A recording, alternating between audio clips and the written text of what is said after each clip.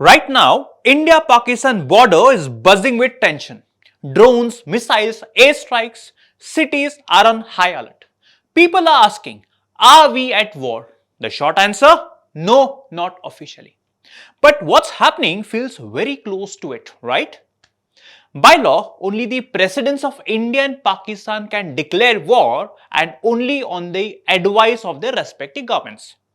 Talking about India, in India, this power flows from Article 53 of the Indian Constitution, which gives the President the power to declare war, peace, or emergency based on the approval from the Cabinet. In Pakistan, the Constitution allows the federal government through the President to declare war or deploy the armed forces, but only with the Prime Minister's advice. But neither side has done that yet. Why? One may wonder. Because declaring war is not just a statement, it's a turning point. It shuts the door to diplomacy, invites global sanctions, collapses trade, and takes both nations into dangerous territory. And when both sides hold nuclear weapons, everyone moves cautiously. But make no mistake, this is not peace either. It all began with the deadly terror attack in Pahalgam on April 22. Innocent lives were killed. India struck back with Operation Sindoor, targeting terror launch pads across the border.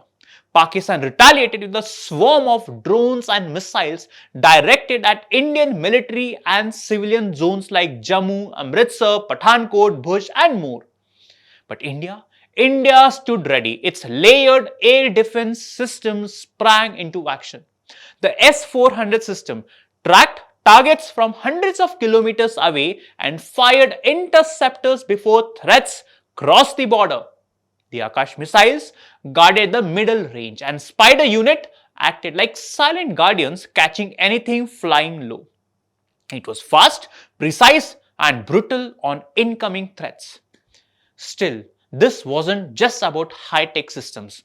Behind each radar screen was a human being, trained, focused, and steady.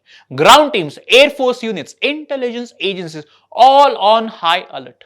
Civilians followed orders. No panic, no chaos. India stood united. But so far, over 50 lives have been lost. Flight routes are disrupted. Cities remain tense. The IPL was also recently suspended. The world is watching closely.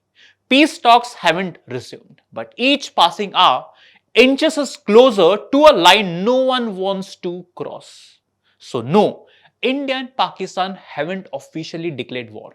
But war is circling and both sides move carefully, knowing that one misstep could change the course of history for years to come.